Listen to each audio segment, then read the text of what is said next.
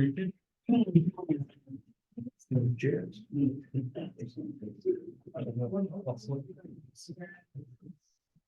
No, and.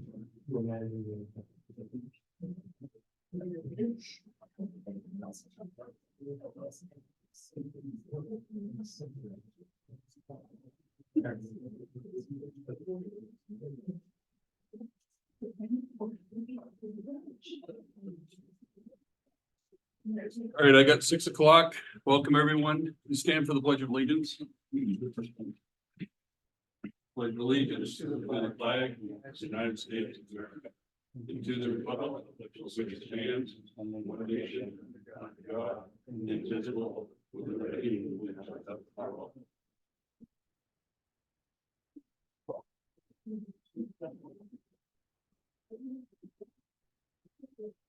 So I'd like to welcome Scott Johnson to the board. Thanks for stepping up and volunteering for this illustrious role. And, congratulations on your election. And I'd be remiss not to say thank you to Dan Collins for his 3 years of service. And so, he's not here, but thank you. So welcome, Scott. And, a fun 3 years or more. I got sworn in, so now I'd be sworn after 3 years. You get used to that. So we got town minutes, town select board meetings from March 5th, public meeting.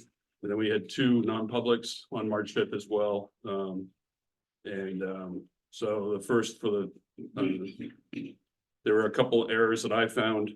You spelled Jack's name wrong throughout, Roger. It's, he's out the door, but he's still there. And then on the Worse. on number 2, it says board entered non-public session at 5:45. We actually entered at 5 and came out at 5:45. Sadie wasn't here and you weren't on the board, but we have a motion to approve.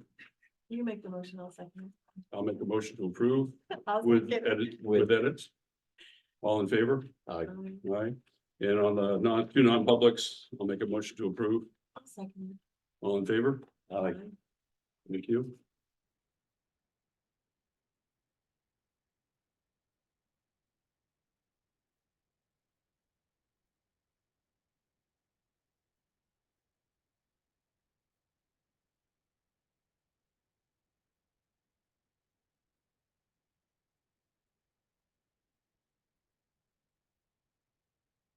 All right.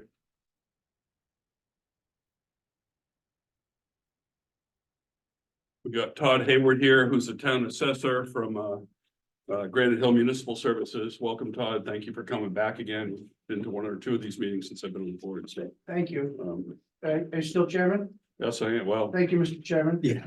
guess we'll Thank find you, out about that. members of the board. Yes, my name's Todd Hayward. I'm the principal at Granite Hill Municipal Services, who's the contract assessor here in Canyon among 10 towns. I've prepared to talk about exemptions, particularly institutional exemptions. So there's 2 forms of exemptions that we deal with routinely. You have the personal exemptions and credits, which are the veterans, elderly, solar, those are permanent. So when you apply for those and you're granted, it's permanent until you don't qualify anymore, whether you sell it or something happens where you just don't meet the qualifications. But in the case of the institutional exemptions, which are the religious, the educational schools, and the charitables, those are annual. Yep. So I gave you just for a little bit of reference, some laws that I think are important. I'm not gonna read them verbatim, but you can use them at your leisure. I'll talk about this first. This document I just gave you, which is things changed 2 years ago. Well, they didn't change, but the way that the expectations changed on how we apply these or administer these exemptions as a result of some Board of Tax and Land Appeals that we refer to as the BTLA. Board of Tax and Land Appeals, for those that don't know, is the appellate board that if you're not satisfied at the town level, you have a choice to either go with the Board of Tax and Land Appeals or Superior Court, but not both. So they kind of run parallel to Superior Court. The difference with the Board of Tax and Land Appeals is they're the only ones that have the authority to go back and do retrospective appraisals. Those towns can't go back. Mhm. Taxpayers can only appeal someone else's assessment for 90 days after the tax bill is issued. And Superior Court, the Supreme Court said the Superior Court can't even raise an assessment if they think it was under assessed under appeal. They can only abate it, so. BTLA has a little bit more latitude to do as they see fit. And How far back can they go? what's How that? far back can they go? Forever? Unlimited. Yep. So this document that I gave you, I just gave you page 1, so you have the document and the docket, but I gave you the last page, but page 4 or 5. This was the first ruling that they had in on page 4 that I highlighted.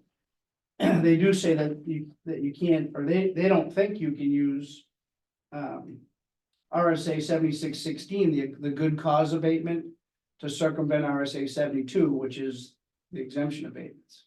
There is a difference of legal opinion there or throughout the state, but the BTLA does have the weight of Superior Court, so I guess they might have a little bit more than some others. Yeah. But I just wanted just to see that is out there and that's how they feel.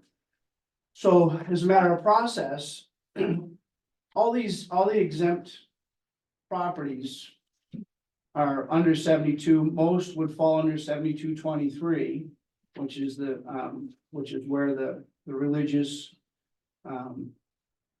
the educational and the charitables fall under.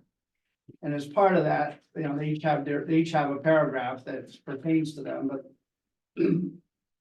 houses of worship are fairly easy, but there is a caveat there that, and that's Roman numeral number 3. And what they exempt is the churches and the parsonages. Mhm. But the parsonages have to be occupied by the pastor, which is the clergy that gives the Yeah. sermon. Yeah. So if it's occupied by a deacon or a secretary or staff, that doesn't qualify, it has to be a pastor. So there is that, so just owning it doesn't make it completely exempt. And I think that's a common misconception. The charitable organizations are a little bit more gray because they have to meet a certain criteria. And it basically says they have to be legally doing business in the state, owned, used, and occupied by them directly for their purposes for which they establishes. And then provided on the income or its profits is used in any other purpose which they were established. So if you have something else going on over there making money as a fundraiser, that may or may not be Mhm. part of the purpose, but that's the gray area. And then in number 6, Roman numeral was number 6, 7223-6 is where it says that the charities have to file their financials before June 1 annually. So this has been a sticking point too, because there is some thought out there. So in the personal exemptions that I mentioned, you can accept that after April 15th. The deadline is April 15th, Yeah. and the deadline to file for this is April 15th. You can file for the personal exemptions, you can file after April 15th, as long as you can convince accident, mistake, or misfortune. But they say that they define that broadly as something that an average person wouldn't be expected to plan for. So I was on vacation or I forgot. I mean, it happens every year at the Yeah. same time. So they don't think that that's necessarily meets that standard. And then that also applies for the annual application. You can file by April 15th for your application, which they all have to do. Yeah. And same thing applies, but with the charities and the financials, if they don't file before June 1st, there is no accident, mistake, or misfortune. So if they file on June 1st, the law says they have to be denied. Right. Which I think should be changed, but I asked for some legislation to be proposed and it's out there, but it doesn't seem like it's got a great amount of support there for whatever reason. So we'll see what happens there. I think it might be in the Senate at this point. I wanted them to give accident, mistake, or misfortune for the charities too, but they amended it at the committee in the House to make it 60 days, which is better than 30, excuse me. Yeah, 60 days, which is better than 30, actually. I take that back. I'm not sure of that amendment, because there's an amendment, I'm referring to an amendment for 7223C. Which is the law that says. You have to file your annual report, your annual list, they call it. Mhm. And that's where they all come in. So they're like the American, the Legion, the veterans, they have their own law that says they're exempt. Which is fine, but in this law, it says they still have to file the application. They don't have to do their financials, but they have to file the application by April 15th. And that's 7223C1, but Roman numeral 2 says that the assessors can ask for more information. And in this OSPI decision that I referred to in the beginning, the Board of Tax and Land Appeals, they suggested, they expect us to make sure that there's articles of incorporation, so we know what their bylaws are and what their mission is, which is fine. It's just not, it's never been asked for before. Right, And then you want to make sure that they're still in good standing with the Secretary of State, so they're securing good standing, so. We've been asking for that, but this law says if you ask for it, shall be provided in 30 days. And if it's not, failure says it shall be denied. So 31 days to get, there's no accident, mistake, or misfortune for this either. And this is the one I wanted to have that applied to. And it was amended in committee to give 60 days rather than 30, so. and that 30 day does not take them past June 1st if they're filing it. Well, it's whenever we ask. Okay, So that's so if we receive everything, and we go, oh, we need more information. Can you send us this, that, and the other thing? If it's not so it's not unreasonable, then they have 30 days to give it to them. And 31 days is fatal. So Todd, in the past, there were some organizations that were granted complete exception and then some that were given like a 70-30. So, right, so the Supreme Court had said in about 2012, there was a case called Liberty Assembly of God versus Concord, City of Concord. And in that case, there was a church, but it was about a 13,000 square foot building that they had converted to a church. So there was kind of dorm rooms and things that they were using, letting missionaries stay in and whatnot, an extra acre. So they said that if it's not being used for that purpose, then that has to be taxed. So no, I mean, here in town, there were some that were just in the past, just unilaterally granted 100%. And then there were some that Fish and Game. like got a fishing game partial. for 70-30.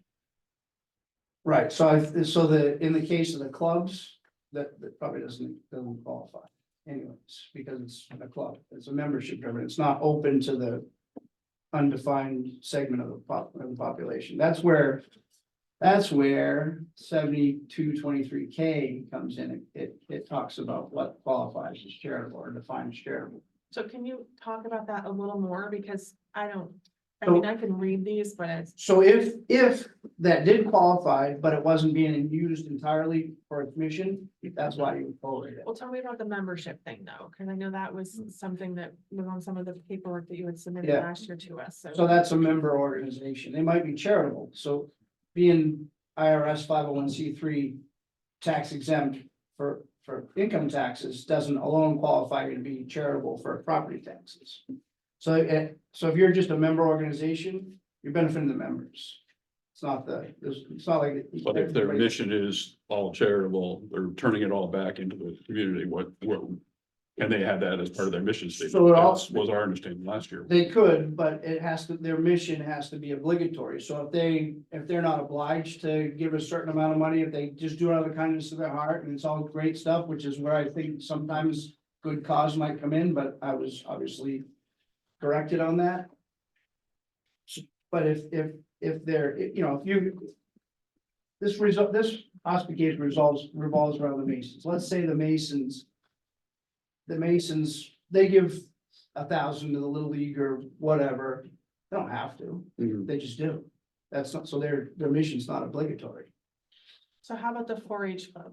Because I know you said that in your documents that was a membership organization. Seems like it is, but in conversation, I think, with Jack, we may have more information there because as I understand it is associated with UNH and does it get grants and whatnot? I'm not sure. So is the charitable works that they do and the money they spend obligatory or is it voluntary? I think it's probably part of the charter, but they just have money that they spend. They do one fundraiser just to pay their insurance and their heat. Yeah, And then there are other stuff that they do. Yeah, they are required to clean up a private cemetery every year and do things like that. They have to do roadside cleanup, so more community service than financially based. I have to look at that a little bit more. Yeah, I mean, I think. we'll have more details. coming Yeah, up. I think that on the surface, being a member organization is kind of the red flag, but So what do you count as a member organization? I mean, no one pays, so I think like Fish and Game, people don't really pay dues to be a member. They just, could I just go show up and use it? No, There you go. they um, have well, Fish and Game owns the property. They had the Fish and Game Club. Where some of that comes from Lions Club. Runs the motocross track Yeah. on that property. Yeah. 6 months of the year. Right, So anyone can use it if they rent the building for the day, and then they also provide the facilities for our police department to do their firearms Yep. yeah, certification or training. or It is something. open for use on you have to schedule it with them. It is open And pay. for. I don't know. if I they pay don't- well. no, Only by donation. so you could just schedule it and have it rented out for their. If they do hunter safety training up there. Well, so that's a member organization too, so I'm not convinced that that meets the test, but we can look at that more this year too. I don't know that I've gotten anything I've requested. for Well, and bylaws. I also think we Yeah, no, told them that's that they had to come up with obligatory Oh, yeah, bylaws. and- no, Yeah. I'm just, like I said, this is not something that I read out Yeah. every day, and so I'm looking for. Well, like I said, the charities are more gray. I have a quick question. Go ahead. about 4-H. Yeah, So they educate the kids, so they don't fall under an education type thing, because when you go there, that's what they're. I think one of their main purposes is to teach kids. so education is schools, more traditional, is what they're referring to on that. So you can have an educator in school. Well, I think. No, I mean. Yeah, no, I know. So I was just letting us talk first, but not off the top of my head. Did Um, you attend the exec session for that? no, I did not.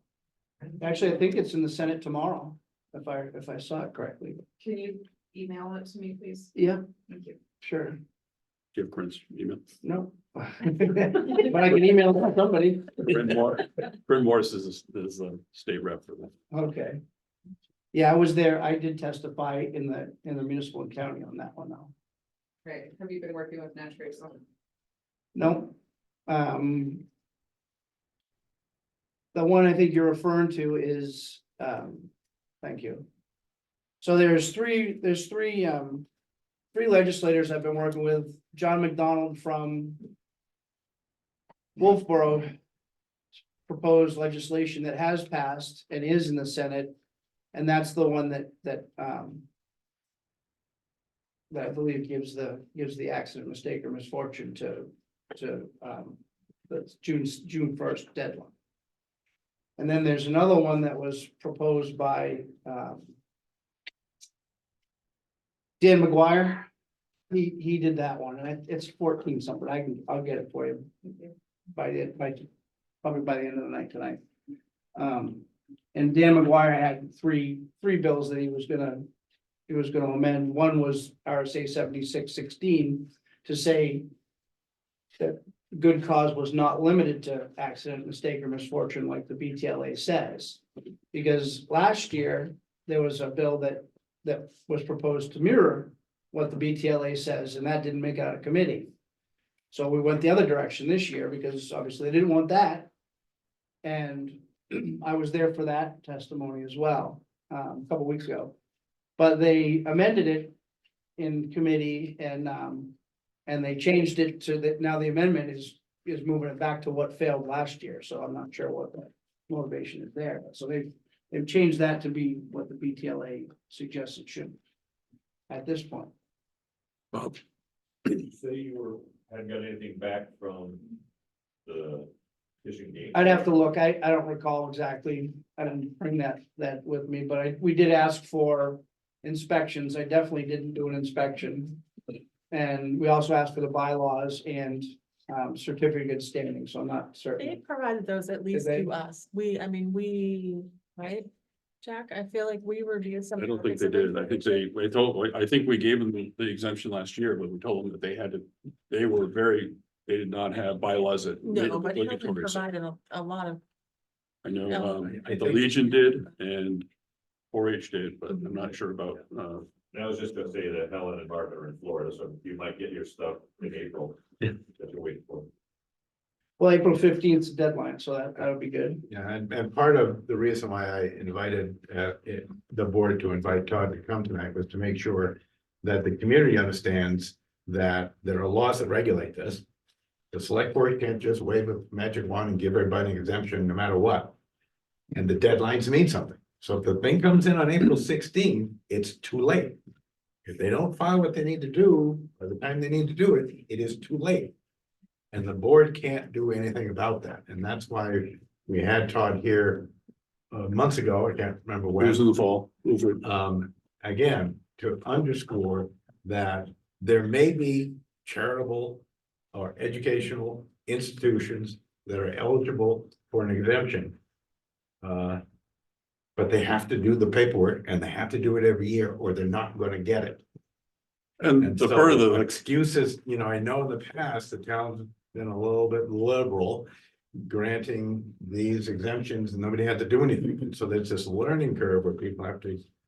They get their act together and actually do what the law requires.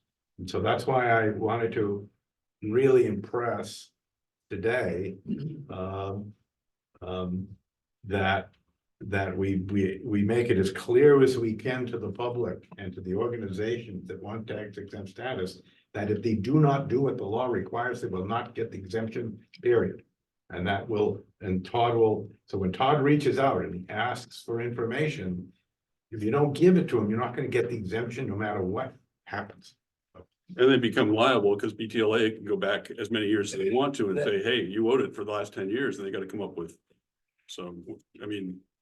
That's what we're trying to avoid is getting into a jam where they're getting, hit backwards. So Karen?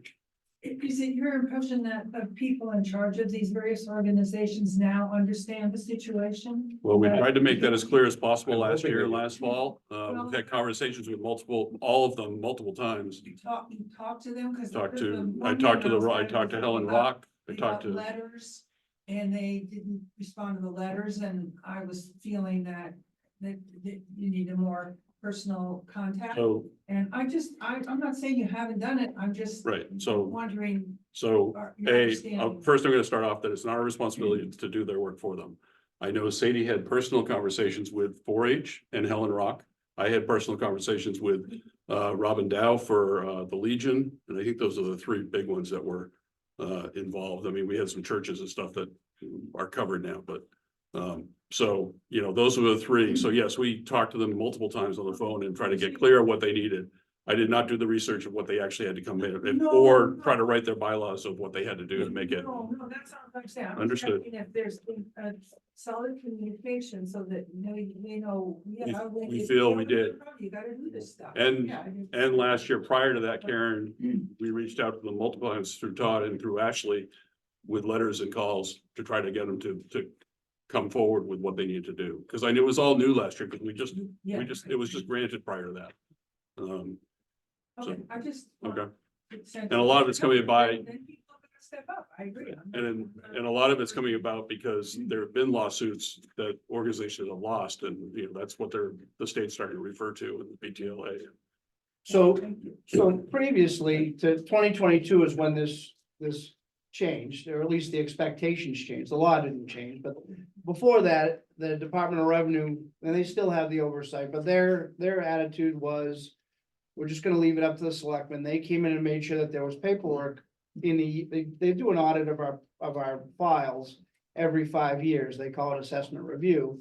And as part of it, they look to make sure you have the proper paperwork for your institutional exemptions, among other things. Now they're gonna look at all 5 years. And that's something that changed last year. But it was pretty common that the approach and the administration of these were similar to what was happening here, I would say around a lot of the smaller towns in the state that may not have a full-time assessing staff to deal with that, and they have someone that wears a lot of hats and handles it for them. But because of this, I mean, in this Ospey case, like I said, it revolved around the Masons. What happened is they granted the exemption. I was the assessor there, and I told them, you know, there's court cases that say they're not exempt, which is kind of what I'm referring to in the membership. And so, but because the Masons have a prominent status in town, and they came out in force, and they impressed on the selectmen that they should be getting the exemption, because they do good charitable work for the town, even though it's not obligatory, so to speak. So two of the three selectmen granted it, and they did for 10 years, and I pretty consistently every year told them, you shouldn't be doing it, but they did it anyways. Well, someone else appealed it, because they shouldn't have been getting it, and that's how the BTLA got involved. And this is the first order, and what they were asking for in this first order, and there's several. But they wanted to know give us cause why we shouldn't go back all 10 years and charge them the back taxes. They end up relenting and only charge them 3 years. But that's the risk you run if it goes there, and it may not even be the organization that appeals their denial or whatever. Could be someone else that appeals that they were granted and shouldn't have been. And you know, that's starting to happen more. It happened in Molten Borough. There's something that's opened up in Lyme, which is that far away from here, so. It's starting to be on people's radar, and so, and like I said, the Assessing Standards Board decided that they wanted to see all 5 years of paperwork to make sure it was being done every year. There's a lot of people, they think once they're granted, then they're good. But in the case of institutional exemptions, it's annual, you have to apply every year. And so the other thing too is, as I mentioned, when we ask for the bylaws and the certificate of good standing, which isn't unreasonable, I don't think, you have to give it within 30 days. And then there's no forgiveness. And what happened, we learned the hard way in Ospey is there were these 3 churches that were churches for 100 years. And people go to church there every Sunday. We know that. We know people that go to church there.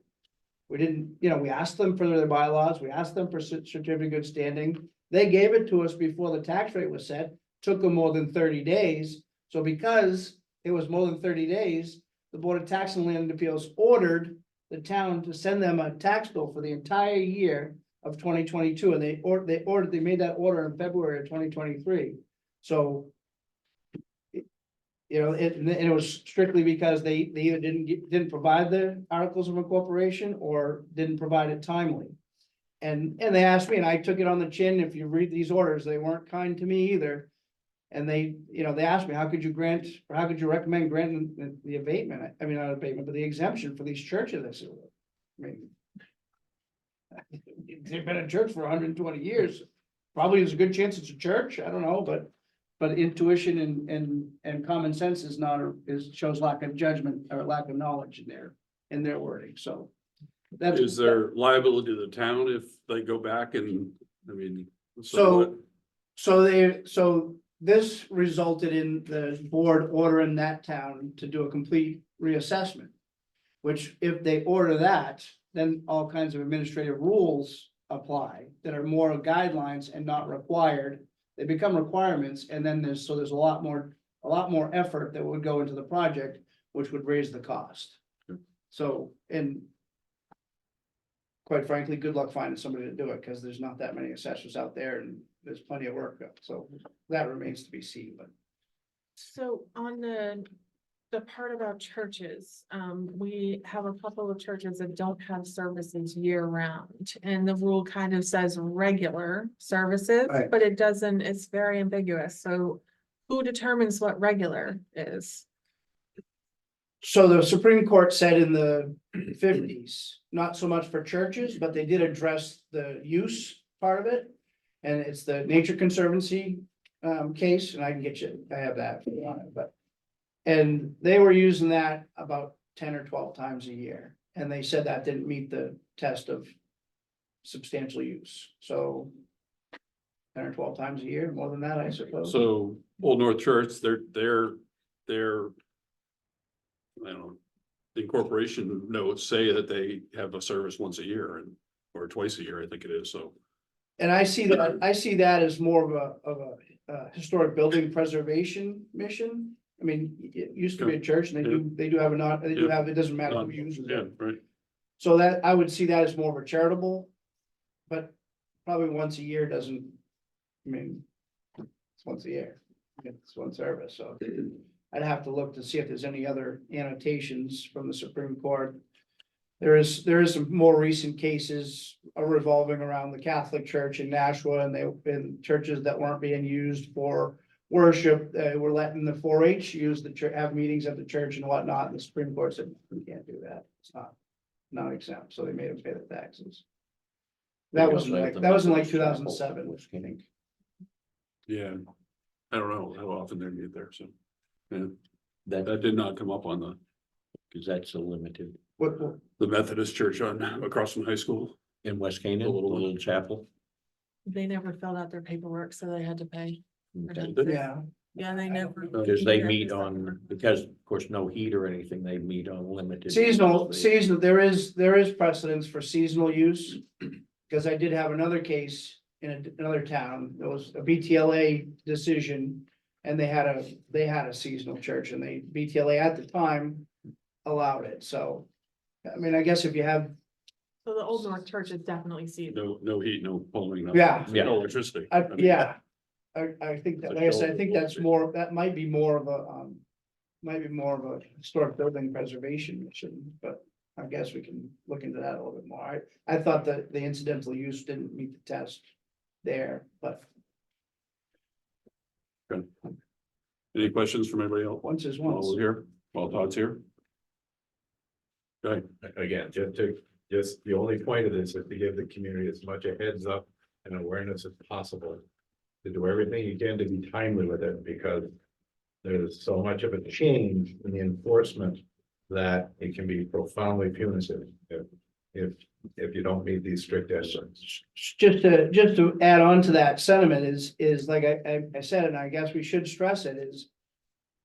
If you hadn't applied or received it in years past. And didn't have all the paperwork in that was requested. They can go back and make you pay that back to those back taxes, and they will go back because they've done it, I mean.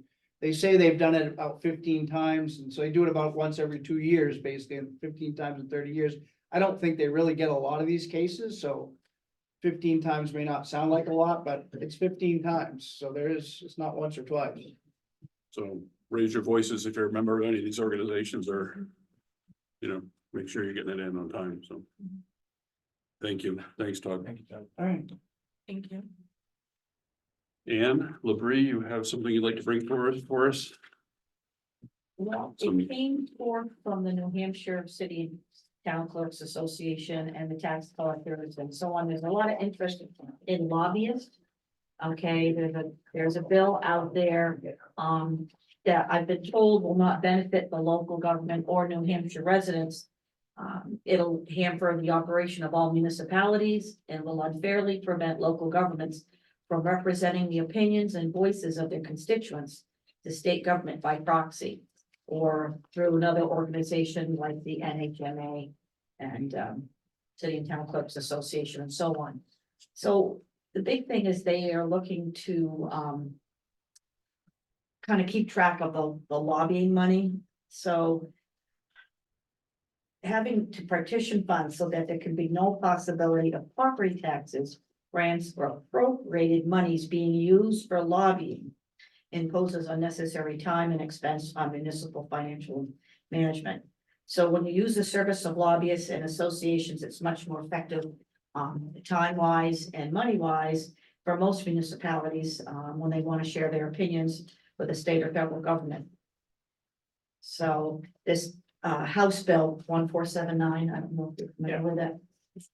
Okay, So they're the state is trying to prevent towns from lobbying for their own good, they're good tax really collection trying money. to stymie some things, and the legislature, I mean, it was 8-8, so, you know, In they're on the Freetown fence forward. really about where they're gonna go with this, so they're asking, towns to speak with the select board and so on, and reach out to their representatives. Do you know when it's going before the full house? Is it this? Thursday, Is it Thursday? I think so. Yeah. This Thursday? I think so, yeah. I can send you that link there's a link to email everyone. It's gotta come out of committee by tomorrow.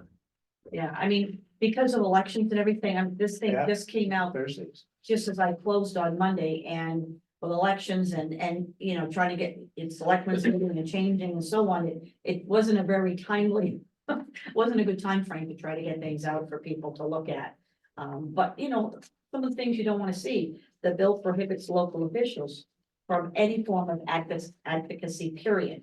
So you can't use any public funds, to, you know, influence legislation, participate in political activity, can't contribute funds to any entity, for the purpose of engaging in the same. Locally elected officials or leaders, excuse me, would be barred from even prosecuted for, speaking on legislation with local impacts in the live free or die state. So they're really trying to, you know, tie us up and make us go a whole different route. It's gonna cost more money. The bill prohibits like recipients of public funds for lobbying. Really trying to badmouth the New Hampshire Municipal Association. They're throwing a lot of misinformation out there. So the bill will affect every recipient of public funds, any organization of, every organization of municipal officials, like building officials, firefighters, police officers, every state agency, department, any nonprofit organization that receives state or local funds. So the bill's very broad in its language, and it appears to apply to any private corporation that receives payment from a public entity. So it's gonna cost taxpayers money, which is not any good. And, you know, here they are trying to help taxpayers save money, but they're trying to push forward a bill that's actually going to cost us more money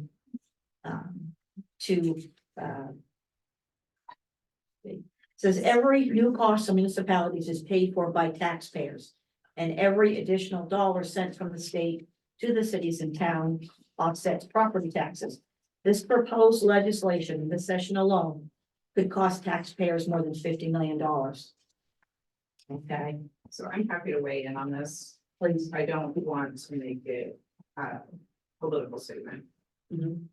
The bill is introduced by three Republicans who lean libertarian.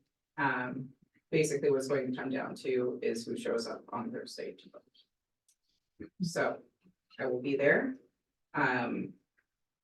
You are all represented by Representative John Sellers. I would strongly encourage you to reach out to him and encourage him to vote against his party on this bill. But that's, you know, the likelihood, I think that we can defeat it. We've been receiving a lot of opposition, a lot of letters from municipalities. So I think that there's a lot of people speaking out and saying that this is a bad bill. I know that the Democrats will be close to it. But whether or not we have the numbers on Thursday will determine whether or not in those forwards.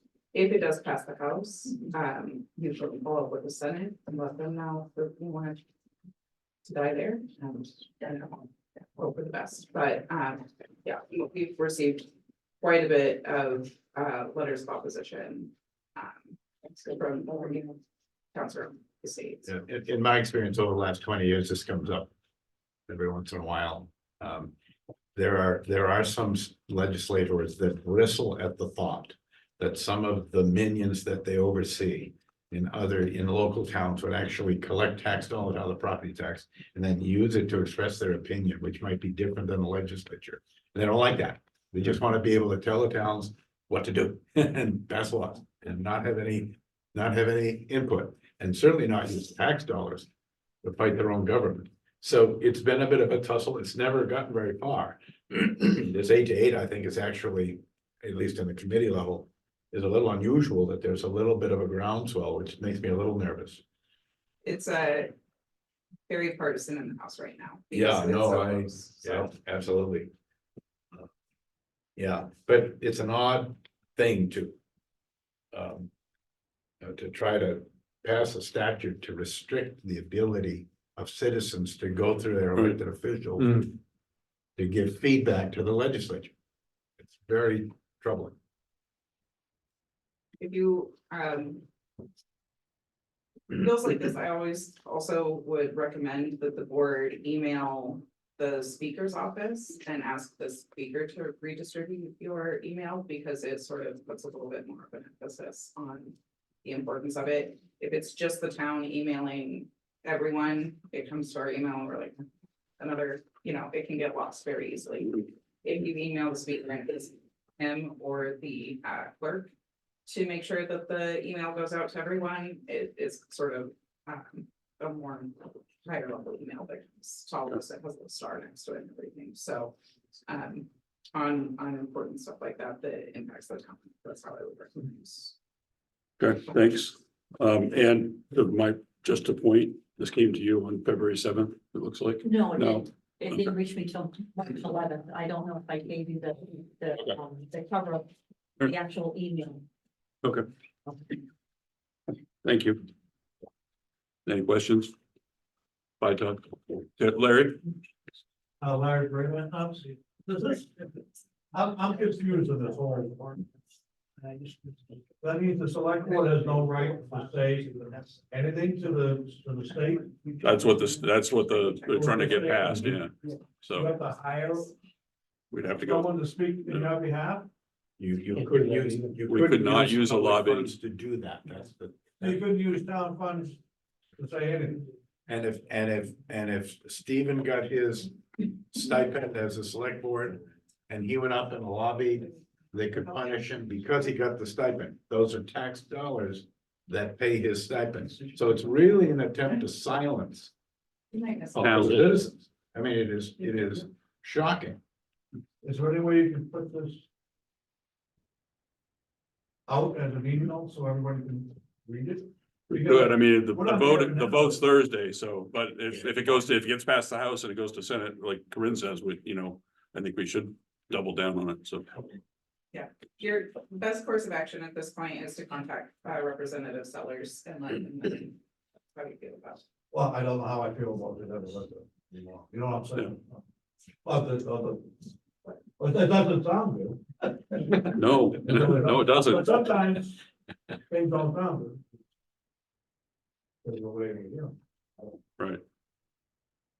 Okay, Thank you, Tom. thanks, Todd. Thanks, Ann. John, welcome. Yep, there you go.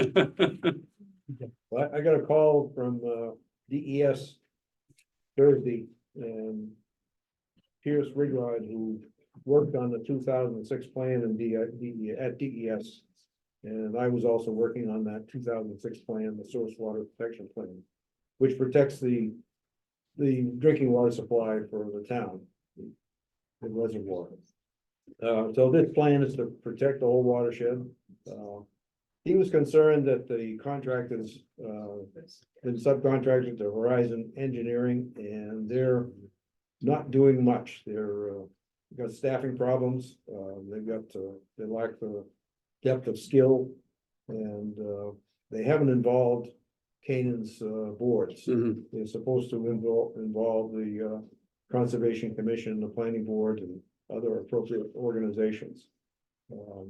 They're concerned that Horizons doesn't have enough knowledge on cyanobacteria, which is becoming a bigger and bigger risk to the drinking water supply. John's been trying to ramrod them into completion, but John's got a lot of pipes to fix and a lot of other things. He thinks Pierce Rigrod thinks that we should establish a committee, and he called it a team. And that would be essentially what we did in 2006, where you'd have a group together that would oversee what Horizons is doing. We wouldn't do the plan, they would do the plan, but we would meet with them many times and go over what they're doing, guide them, and offer suggestions, interact with them. The planning board, the conservation commission, the Canaan Lake Association, a select board member. Mike Fogarty is lives in town and he's a geologist. He's done these plans for other municipalities, so he may be a good one to add. So we'd like to ask you to make some appointments to the Source Water Protection Committee, which is still exists on the website, but it's been dormant since 2010. So we'd like to bring it back to life. Refresh me when the grant came available It to was us. last year, It was last year, okay. so that I chased you guys around and you Yep. hated me and everything else. Yeah. So I'm gonna do it again at All the right. end of this. Okay. So, Yeah, I think it's great. I think, you know, the more we can get people get involved with it, I mean, these are the key people, in my opinion, but.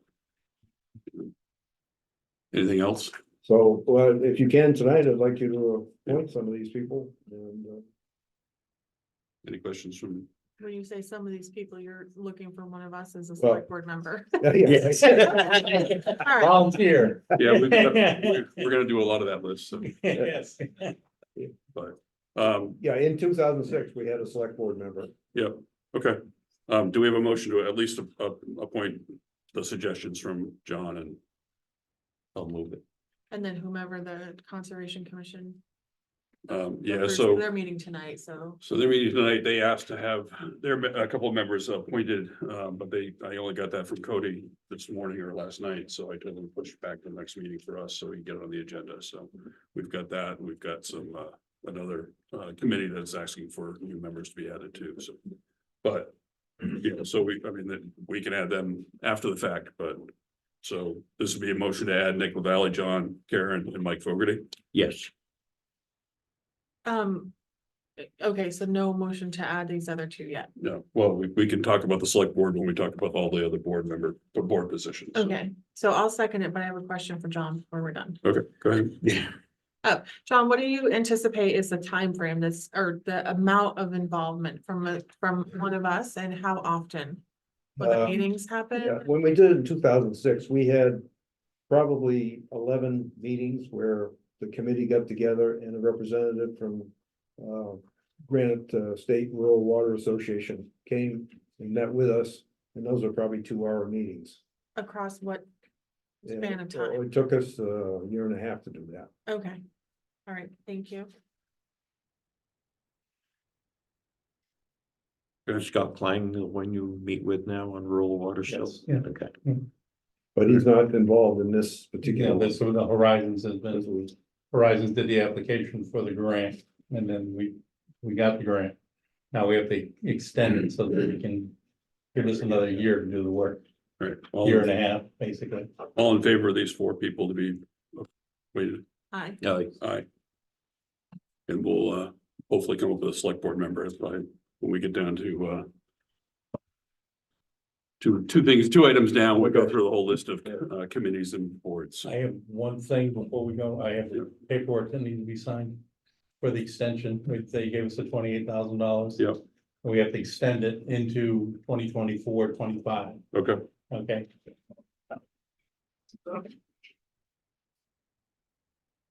Yes, next. And your signature right here, and I need all your initials on the bottom. you want our day here? Yeah, oh yeah. I know they, 19. Thank you. thank you.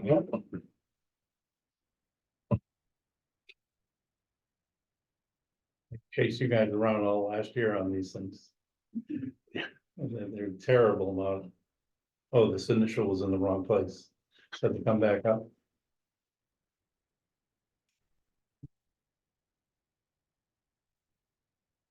I'll do mine last so I can make the same mistake those two. Oh, no, that's fine.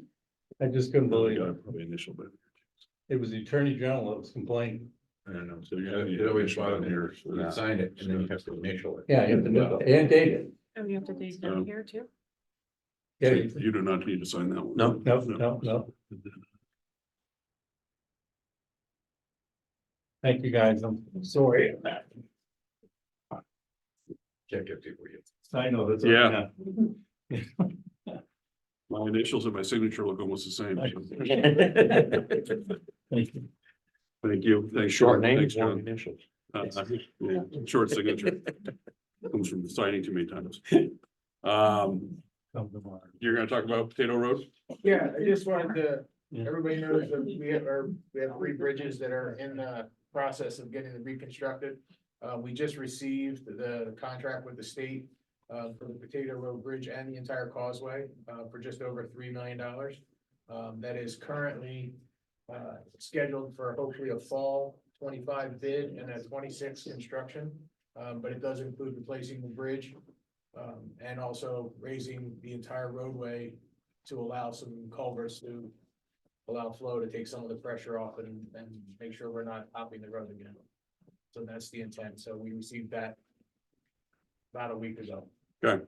You want to give a little quick update about the Grist Mill Hill Bridge since we're. Well, that's Bristol, on the- I was gonna hit that on the town administrator. Oh, okay, that's fine. Well, we're talking about bridges, so let's do Talk it. about bridges, we'll do bridges. Yeah, Grist Mill Road Bridge, we met with our engineer. One of the issues that's going on is the railroad will not allow the bridge to be rebuilt back in its current configuration once it's removed because it doesn't have the 22 feet that they need for clearance. It only has about 12 on the railroad trail. So they are actually having a meeting.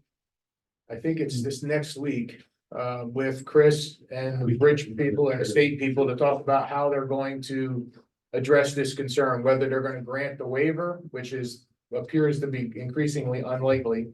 Or they're gonna require the bridge to be raised and realigned.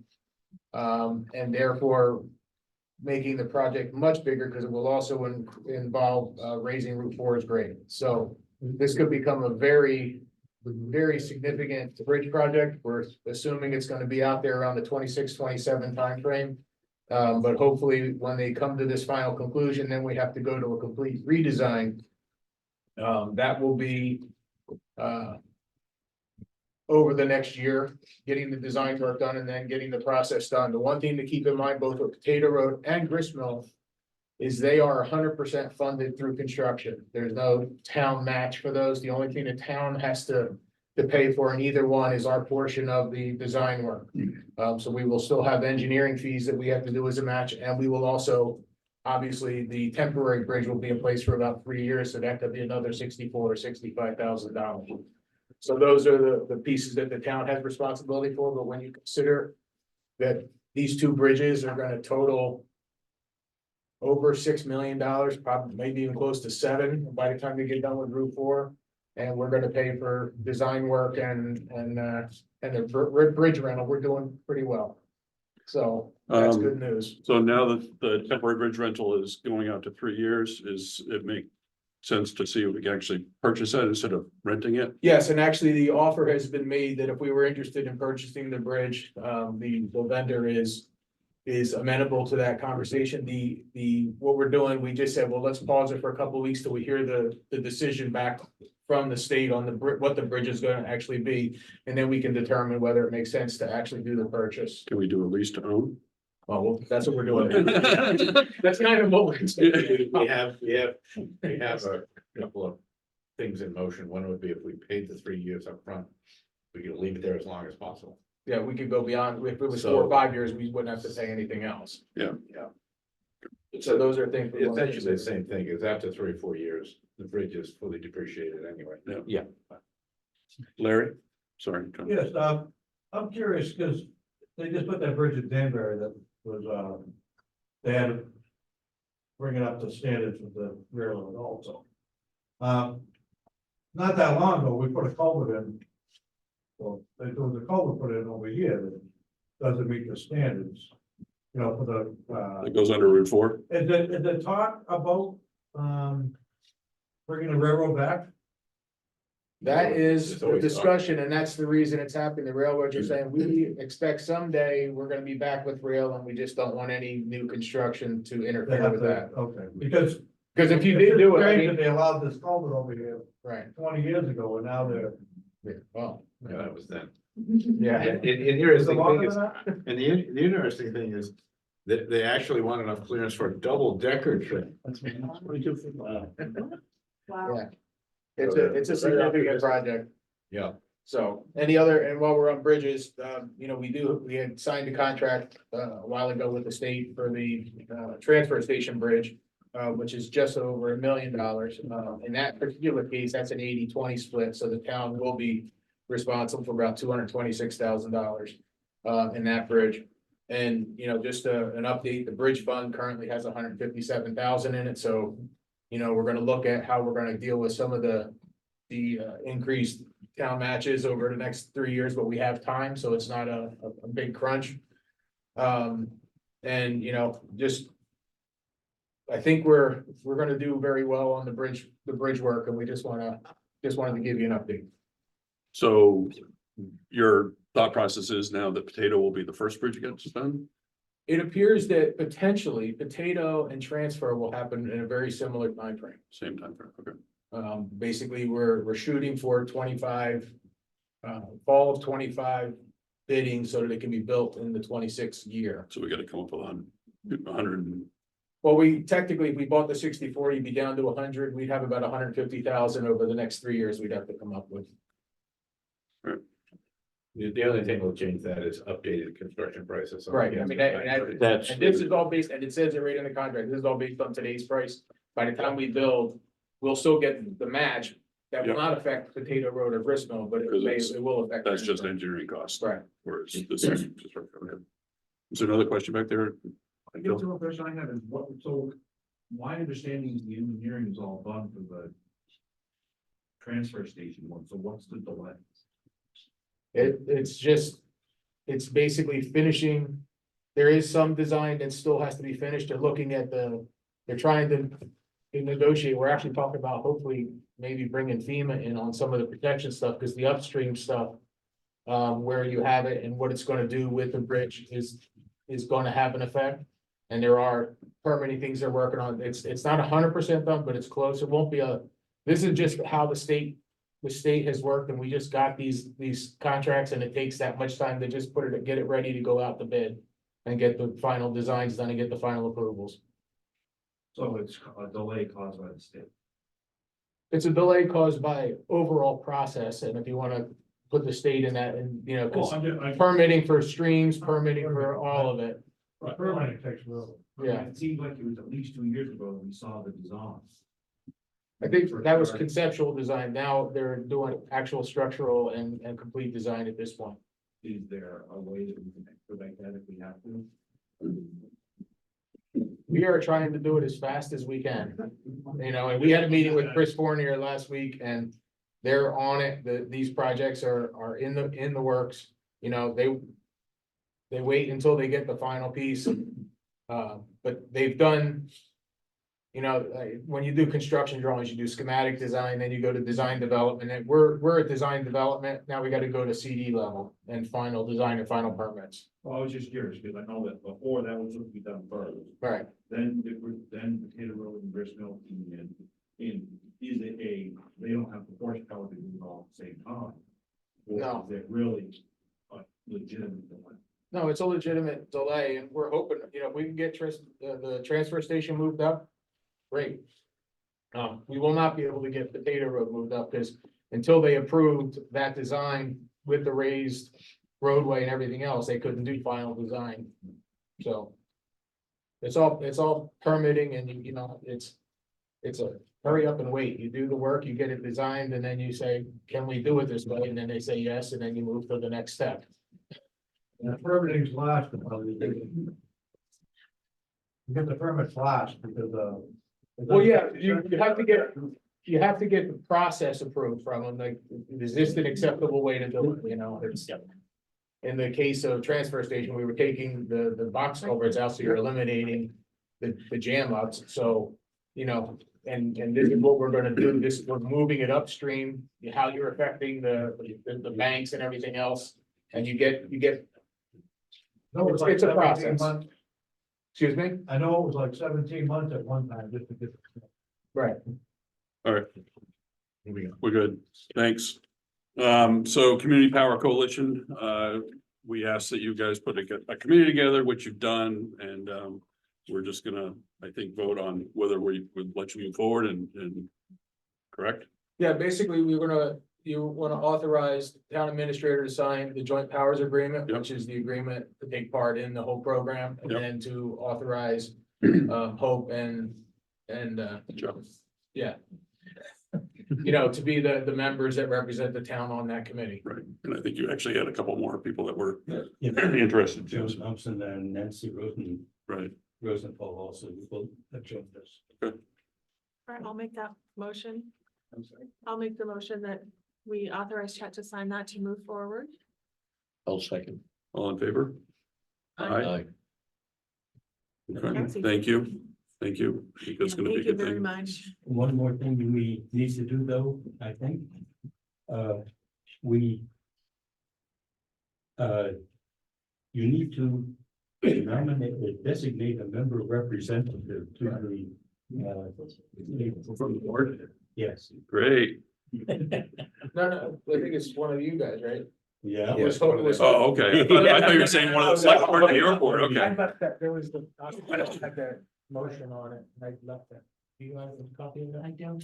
Okay, it's basically, you're authorizing, you have a designated and then an alternate, Okay. and I think the plan So was is it- Hope was the primary designation and And that It would was be the second. alternate. Alternate, okay, so we just have to authorize all that. right, so motion for that, So moved. Second. all in favor? Aye. Aye, thank you for leading the cause here, Yes, absolutely. Thank you. appreciate it. Thank you. for Working for the town. Want to go through FEMA? Yeah, just a brief FEMA update, just to let everybody know. We have 4, I believe, current projects outstanding with FEMA, and they date back to 2018-19.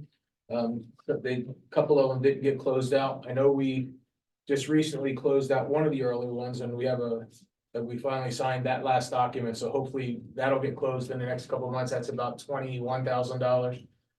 We also have the one from this past July, which was for $75,000. The FEMA actually has all the information they need from Canaan. And we have now moved into the place where they're doing the review of the final, and if they close that out, we'll get that check shortly. Then there are 2 others that were related, I think, in 2019. We are trying to find the new current coordinator so we can get those both closed out. We'll hopefully do that this year. And if we are able to close all of the FEMA projects out in this calendar year, we have about $228,000 out there that we could receive.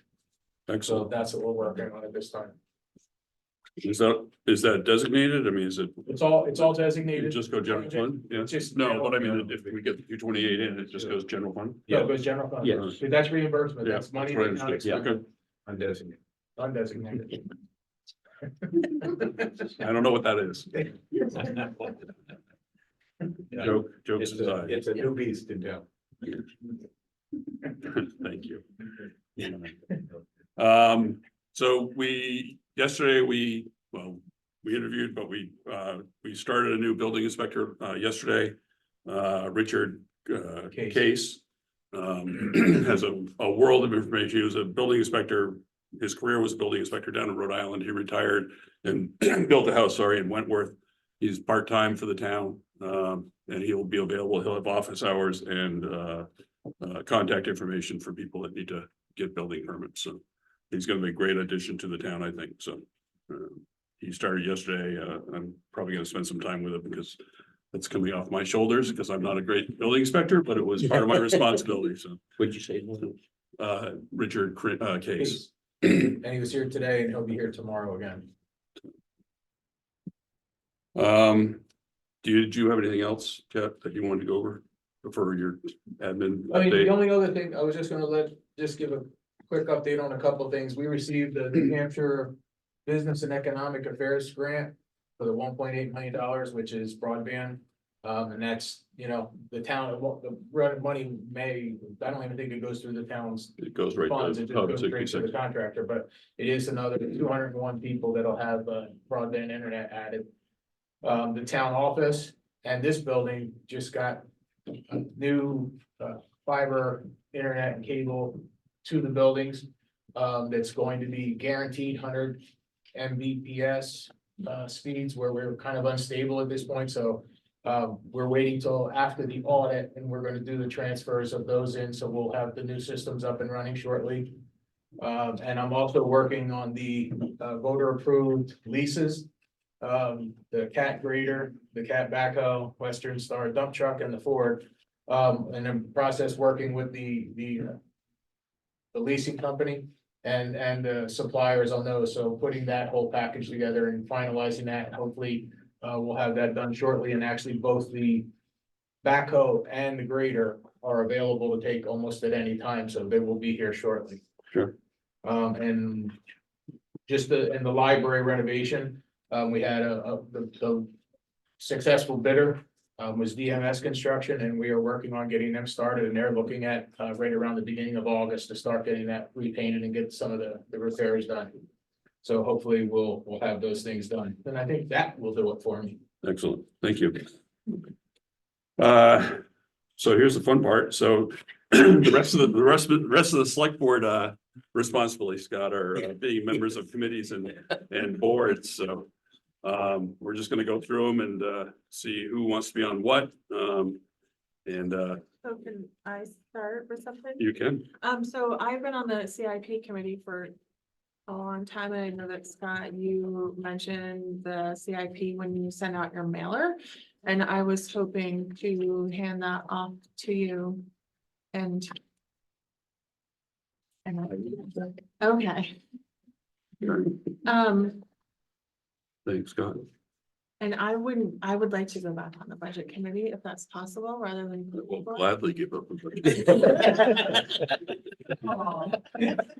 And then if it's possible, I would like to continue with the conservation and library. Okay. See if you take first pick. That's how you get what you want. I'd like Yeah, to, go ahead. You say you're losing your sense of adventure. I'd like to take the planning board. Oh, yes, we should let you know, Scott, how we did it last year. There are 3 committees that really take up a lot more time. So we each took one of those, and then the other ones generally meet like once a month. Yeah. So planning board, CIP and budget committee are more extensive, so. I mean, budget more so in the fall. Yeah. Oh, yeah. But starting earlier, I think the So- goal here, Yeah. CIP, they started a lot early last year, so it's I think the goal is to keep that going from what I've heard, so. I think so too, and I think not, although I've been doing it for a long time, I think Chet has extensive experience with capital planning, so even though there's not going to be the same continuity, it'll be fine. I kind of like to stay on the Canaan Street Lake Association. I've not been part of their meetings yet, but I'm one of the only board members that uses Canaan Street water for drinking, so I kind of like to have a hand in that, so, which is one of their main missions, so. So we've still got, please speak up if we're going too fast, but got Historic District, Meeting House Committee and Economic Development, and then trustee of the trust funds, which Scott, I think you cannot be on because No, I can't. Colleen's on it, so. Yes. I don't mind being still part of that, unless you have a desire to be. I would really like to do the economic development. I can't meet I can't attend the meetings at that time, so I don't know if. That's there's a my way for me problem, is to- I can't do a morning. Yeah, One of the meetings for economic development, Right now, we have a subcommittee meeting at 8, and the full committee at 9. Yes. on Mondays. On Monday mornings. I might be able to do that. We could, yeah, second, we meet twice, second and fourth Mondays. We can raise, if it suits y'all's schedule, understanding. That would be super. Is it just? Everything at 3 AM in the morning, that's what I want. I won't be there. That's usually when I'm not thinking or wide awake. I mean, I chair it, I'm happy to talk to the, raise it with the committee about moving it, if Sadie, if you give me an idea of what availability you might have. okay, so if you want to put me on for that one and I can connect with Tom offline, can do that, send you a message later. I'm sorry? I'll send you an email later. about Sure, what- yeah. Okay, and then, okay, because I really wanted to be part of that committee. Historic district? I think you're still on the district. Scott? Okay. And Historic, Meeting House Committee. that kind of goes right along with Yeah, it does. historic. I think. Okay, Stephen, you Because- seem to only have two. Who? Me? Chairman's prerogative. I have planning board. I have trustee of the trust funds. I have Katy Street Lake Association, and I probably will try to get on the economic development too. So Okay, if I can without conflict, if it's not a meeting, so. I'll be Now, quiet in those. Is that, if you both can't be, otherwise you got a meeting. Yeah, Warrant. what's that? A warrant, I was gonna say it's a warrant. Yeah, you could be the alternate. But all you gotta do is notice it. hey, yeah, as long as you don't Yeah. conduct business and one Right. that sits and listens. I'm very good at staying quiet. We are, if it makes any difference, we are noticing our meetings, And there's keeping minutes. minutes. So the process for the notice and the minutes and the public posting is the same regardless of the body. So I think We're covered. even if somebody wants to assert there's a majority of the board there, you do have minutes and it is noticed. So you're in the same position, so you're all good. And those meeting minutes are online. So With the there- agendas. I didn't realize they were noticed the same way. All right, normally all town Source boards water protection. are noticed. But yeah, but I just didn't realize they would be that quick. You gotta add one. You didn't, what's that? You have to add one. Add one what? committee, source water protection. I'll do that too. Yeah, he's gonna have to, he's on the lake committee, so let me give him the source water protection. Okay.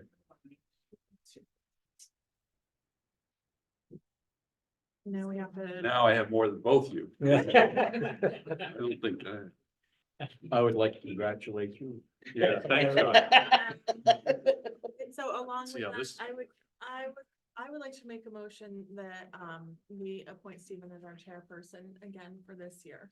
I will second it because he's the third year man. That's the normal. Well, there's no precedence to that, so, but I'm thank you. just saying normally it was third year person was chair. He was second year chair last year and he did a phenomenal job, so, yeah. Depends on who you talk to, Sadie, but thank you. Any other business out here? We didn't vote on that. Oh. We have a motion and a second. All in favor? I, I'll abstain. I have sort of other business. You're probably not going to want me to bring it, but, so, in the past, I have been approached by some taxpayers wanting to talk about paying to haul gravel in instead of us using our own trucks. I had a conversation with our interim highway superintendent and he's on board with exploring that more. So I'm hoping, Chad, that you could draft an RFP for that. For, what it's gonna cost to do that. Where it would be hauled from, what they have for insurance. We're looking, when I had spoke with Dale, looking for someone that has a bigger capacity than what we have. So 24 tons, I think. Yes. 24 tons. So just so we can really compare the difference in having our trucks and on the road and the wear and tear and taking up the time of the people that could potentially be diverted elsewhere. Well, right now, based on our inventory of vehicles, it's not cost effective to run single axles. No. Like if we had a fleet of tandems, then we could start, then the evaluation gets much better. Because you can do it in off times, rainy day, you can, there's a lot of benefit to it.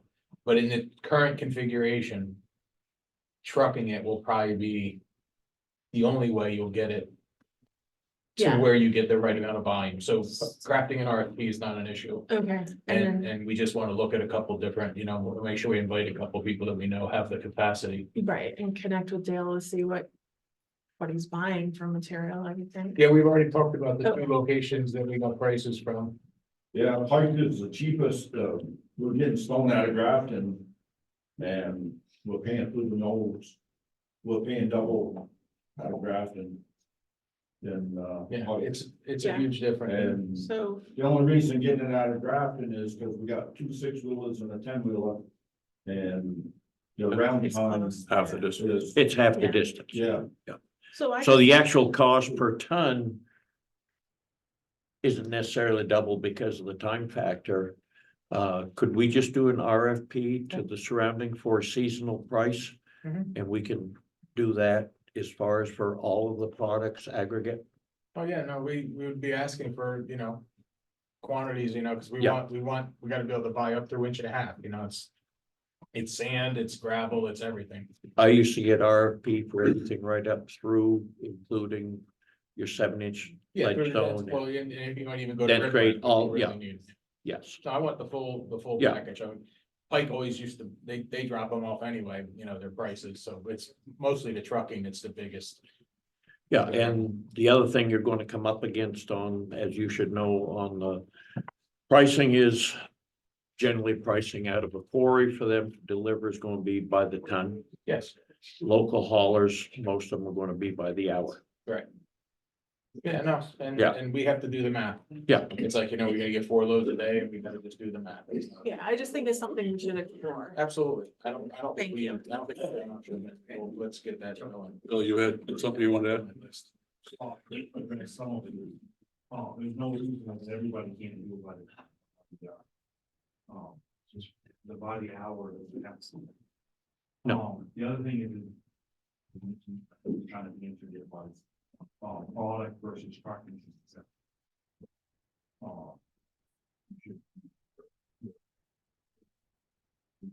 Oh, no, yeah, you get the source, we're just hiring trucks, Separate piece, correct, but then to do the analysis, we have to then combine them. but then also thinking about, being.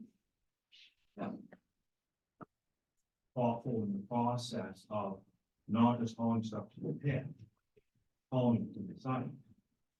Or to the road. Not all of them can, those size trucks can do it.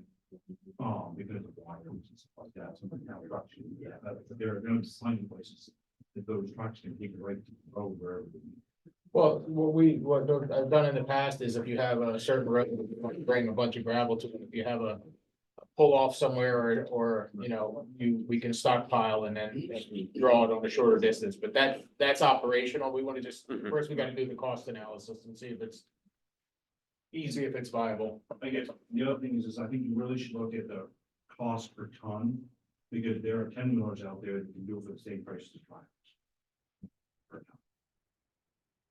So just because they can haul 24 tons is not mean it's cheap. I understand. So, Okay, I mean, We will- what size truck it is, doesn't matter. correct. Thank you. Anything else? No,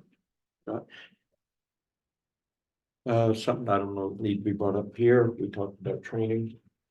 I looked at the teachwear training schedule. Do have April, they've got a class for gravel road maintenance coming up. Good. And I'd like to get permission, see if we can have a chat, see if we'll do sign some guys up at $60 a piece. Good. That class is taking place right over here to Springfield, New Hampshire, so we're not talking about mileage. It goes 8 to 2. I think it'd be big benefit. Yeah. We'll start getting some of these. When is that class? I think it's April 17th. I'll bring the papers down to. I think that's a good idea. I've always been an advocate for involving the department head, so as long as we check with Dale and see who he thinks would benefit the most from going, then I would definitely be in favor of that. Yeah, I mean, obviously, as long as Dale's there, I mean, Dale might want to do it himself. It doesn't look like it. No, but I mean, it's Dale knows what the program is. He's done some of them. Yeah. I think with what we have for a crew, I don't think. Can you it get would- that information to Chet? Yes, I'll get it. They have a whole schedule out there besides just that one. I mean, I know it's a whole program that. Yeah, right now they've got it scheduled right through until November. Sounds good. Thank you. Thanks. But if we get permission, I will go to the Mountains Machine demonstration. It's every May. And I'm as long as Ryan is on board with it, we can put into them to host a You said that. class here. Because what that does, I don't know if they've changed it, but what it's done right along is if you host the class, you get 3 free, We did the grader Yeah. probably 3-4 years ago. yes, I mean, Yeah. kind of like your training too, Ryan, and stuff, you've hosted stuff here. so- Yeah. So, okay, awesome, That's good. great. Anything else from the crowd? Appreciate the big turnout. I just want to make one comment. I know we're not gonna, I don't believe we're going to non-public tonight, but when you leave, please move away from the door so people can get out of here. There's been a history of people sort of congregating as soon as they get out of the building and making it difficult for people to leave, so. We've had a couple of people mention it to the board, so. All right, thank you. Please keep coming out. Yeah. What? I'll move to adjourn. Thank you. Second. Second, all in favor? Aye.